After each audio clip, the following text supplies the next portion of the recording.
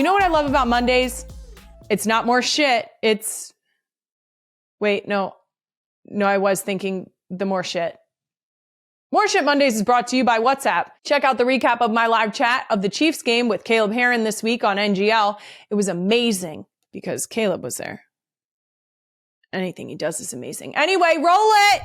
I just know that I am very bad when it comes to the arts, theater, music. I'm not musically inclined. Like the only thing I was given was like a small semblance of athleticism. And so I leaned into sports. Mm-hmm. And I just know the way the universe thinks it's funny that I'm going to end up with more than one kid that's either like arts, like a sculptor, like that sort of thing where I'm just like, I got nothing. I will applaud you and I will marvel at what you create and I will be there in the audience to cheer you on, but I have no fucking clue what I'm doing. That feels like best case scenario though to me. I would want, it's like far enough removed. I really, if and when I have children, I'm like, please don't do this. I don't want you to do this. I just for their own sanity and for the harsh reality of it, I would love if my kid wanted to do something that could not be further from being an actor. I just think it would be an interesting color and flavor in my life. Like, let's do something that I don't usually mix it up a little. Yeah. I grew up going to all of my sister's soccer games, which was so deeply boring to me. And I would hide under the bleachers and hang out with my, the girls who were the other sisters who had to be dragged on to the, along for the ride as well. But damn, that shit was boring. Sorry. When you're not playing, especially as a kid, I still remember my sister and I did Irish dancing. I would get dragged to Irish dancing and I would be in the lobby and I would be like, either put me in the class or don't bring me, mom. Like, this is lame. I'm out. And then I got in the class and it was fine. Yeah. And I'm like, I don't know how I entertained myself back then. I Sticks. It was like the vending machine was my entertainment. I still remember being under a tree while my sister was at soccer, being under a tree with a stick and like carving in the dirt under the tree or like trying to slowly dig out the roots of the tree. Mm-hmm.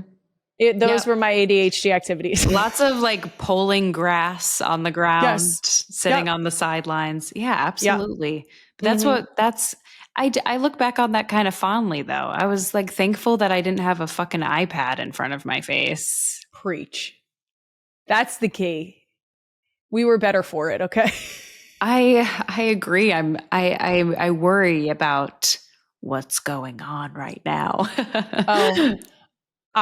We in our house, our kids only get tablets when we fly on a plane, and they don't go places very often. But it's the only time they actually get to touch screens. Wow. We're a TV house, but not a touchable screen house. So like they're not allowed to play on tablets. They're not allowed to take mom or dad's phone. But like we can put on like Winnie the Pooh or a movie and we can all watch it together. That's a really good rule of thumb.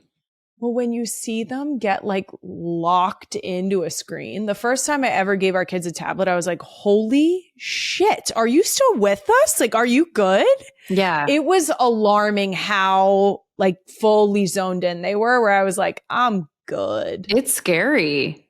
I don't like it. Well, it does something to your brain. And if you grow up having that accessibility to the whole universe at your fingertips, I imagine some studies will be coming out in coming years about the difference in brains between, our us and then the newer generations. I just feel it's a bummer. It is very much a bummer. Because there's no choice. Yeah, of course you're going to have a phone when you're like 5 now. See, I've gotten dragged a couple times for my concept of what I'm calling the kitchen phone. Because I firmly believe our children will not have a phone that is their phone until they are in their teenage years. Yeah. And besides that, there will be an extra cell phone that lives in the kitchen that if you're going somewhere that like your parents are not, that you could take with you out of the house, but otherwise it does not leave the first floor of the house. That's a great... Because we had phones. And I know that I didn't need full access to everything and everyone at any given time of the day. Mm-hmm. So my kids don't either. Yeah, it's just the world telling you that you do because everyone else has it, but I think that's not a way to live. And so it's commendable. Thank you. Yeah, the kitchen of course. phone. They'll get made fun of for a little bit while they don't have a cell phone, and I'll say, too damn bad. Do you really think like are kids making fun of kids for not having phones? I'm sure they are. I mean, I think so. Kids suck. I had to work with children on Hal and Harper because I play a 9-year-old version of my character. So I in the Pen 15 kind of way, but as a 9-year-old and more sad. But I was around children, and I'm not like a kids kind of gal.